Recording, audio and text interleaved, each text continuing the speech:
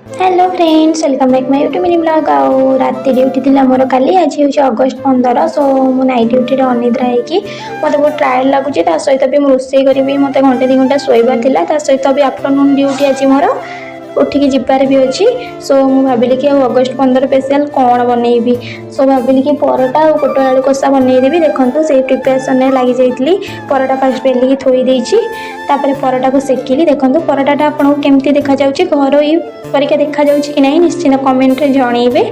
मु तो एबे भी रोसे करूछि, फास्ट फास्ट खराब होतला, एबे किंतु बहुत भल ही होउछि।